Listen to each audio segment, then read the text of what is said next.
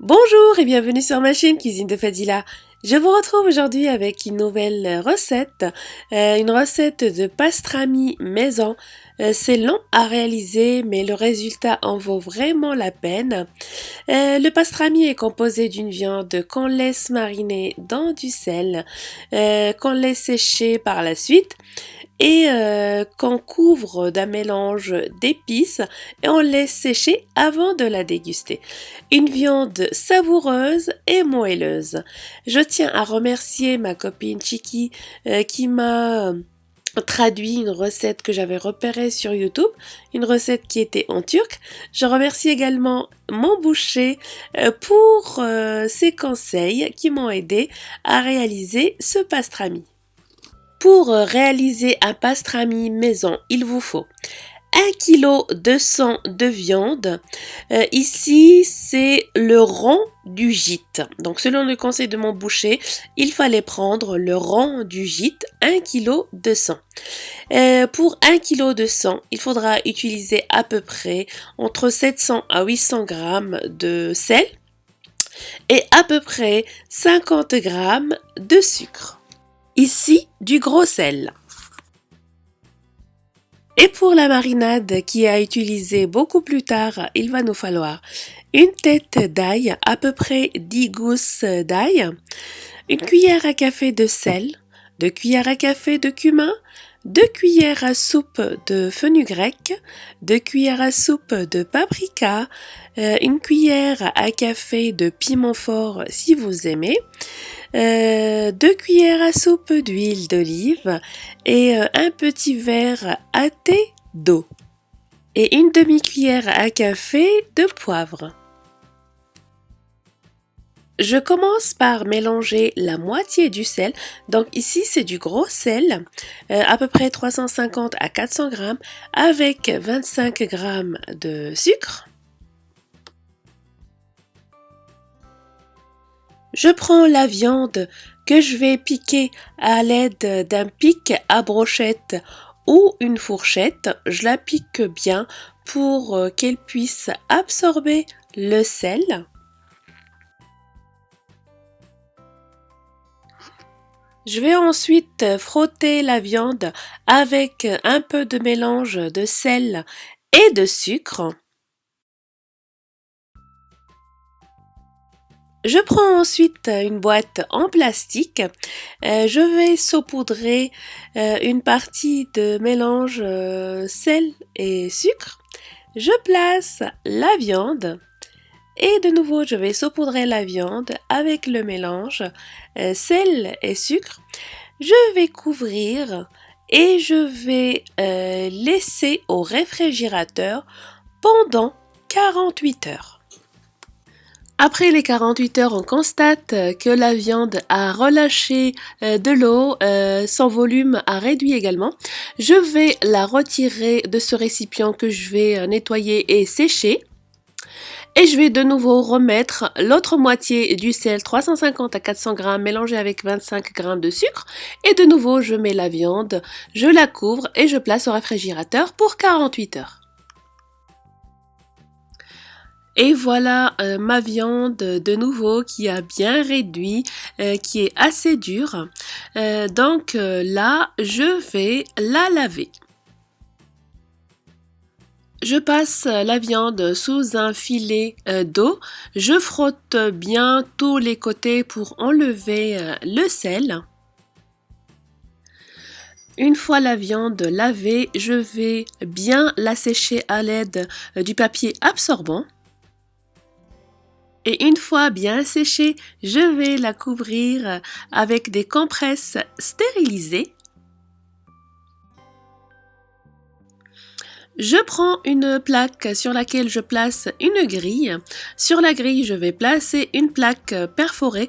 C'est pour permettre à l'eau de passer s'il y en a. Et sur la viande, on va placer du poids, ce que vous avez de disponible. Plaque de marbre, haltères, etc. Un poids total d'à peu près 10 à 15 kilos. Et on va placer au réfrigérateur pendant 5 jours. Après les 5 jours, je vais sortir la viande, je vais la retirer de compresse et je vais la plonger dans un grand volume d'eau pendant 24 heures en changeant régulièrement l'eau. Je l'ai changé à peu près une dizaine de fois. Après les 24 heures de trempage dans l'eau, on retire la viande et on la sèche avec du papier absorbant. On va avoir besoin d'un pic à brochette et de la ficelle pour pouvoir accrocher la viande. Je vais ensuite piquer la viande pour faire passer la ficelle. Je vais ensuite couvrir la viande avec des compresses stérilisées et je vais l'accrocher dans un endroit frais. Par exemple, si vous avez une terrasse, une cave, un garage ou même au réfrigérateur. Cette opération, il faut absolument la réaliser pendant l'hiver si vous l'accrochez à l'extérieur. Et on va laisser sécher la viande comme ça pendant 7 jours. Et pendant que la viande sèche, donc au 6e jour, je vais préparer la marinade qui va la couvrir.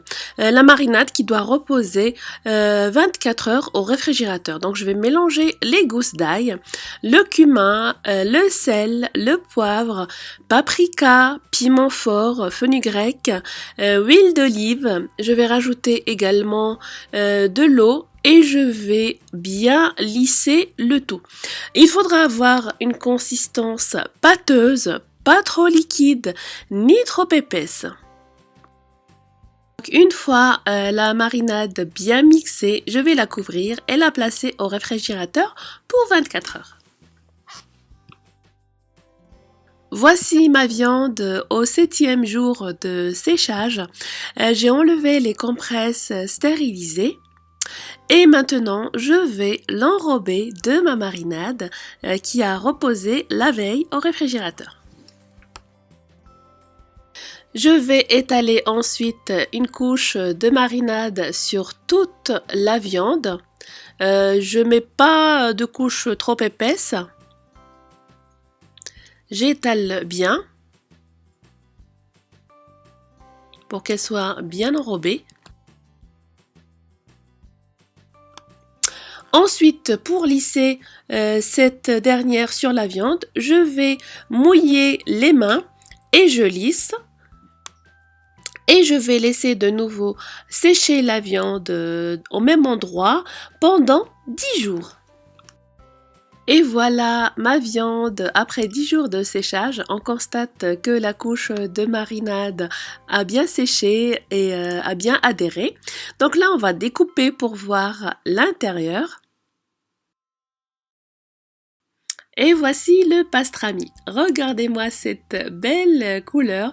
Donc ça valait vraiment la peine d'attendre pour avoir ce beau résultat. Si vous avez une trancheuse, vous pouvez découper des très fines lamelles. Sinon, vous pouvez le faire avec un couteau bien aiguisé. Donc là, je coupe des fines lamelles pour les servir tout de suite ou bien pour les mettre sous vide. Donc là, je préfère découper et mettre sous vide parce que sinon, si je conserve la viande, elle va continuer de sécher. Alors, je préfère la découper en fines lamelles et la mettre sous vide pour garder son moelleux. Comme je vous l'ai dit au départ, la réalisation des pastrami maison prend du temps. Là, ça m'a pris exactement 27 jours, mais le résultat en vaut vraiment la peine. J'espère que cette recette vous a plu. Merci de l'avoir regardée. N'hésitez pas à la partager, à la liker. N'hésitez pas à vous abonner à ma chaîne, ma page Facebook, mon blog. Suivez-moi également sur Twitter, Instagram et Snapchat. Merci et à très bientôt pour une nouvelle gourmandise.